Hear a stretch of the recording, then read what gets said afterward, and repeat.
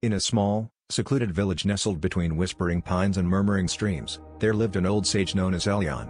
His beard flowed like a silver waterfall, and his eyes gleamed with the wisdom of countless sunrises. One crisp autumn afternoon, a weary traveler stumbled upon the village, seeking respite from the chaos of the outside world.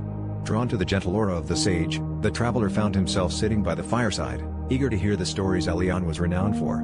With a knowing smile, the sage leaned in and began to share the tales of his youth, where nature itself had been his greatest teacher. "When I was a young boy," Elyon began, "I would often wander into the heart of the forest, where time seemed to stand still.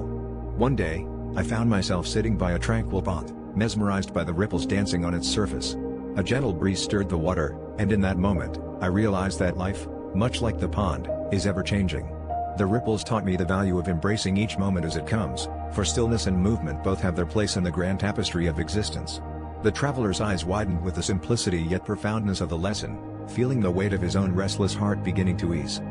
Elyon continued, "Another time, I climbed to the top of the hill during a fierce storm. The wind howled and the rain lashed against my skin, but I stood firm, watching the trees sway and bend without breaking. It was there I understood resilience. Nature taught me that true strength is not about resistance, but flexibility and surrender to the forces we cannot control. The trees, in their quiet wisdom, showed me the power of yielding, and how sometimes, letting go is the bravest act of all." The traveler nodded, feeling the storm within him begin to calm as he absorbed the sage's words. As the fire crackled and cast dancing shadows on the walls, Elyon spoke of the final lesson. "One morning, I watched a butterfly struggle to emerge from its cocoon. I was tempted to help, but I remembered the wisdom of patience. The butterfly's struggle was its own to overcome, and in doing so, it gained the strength to fly.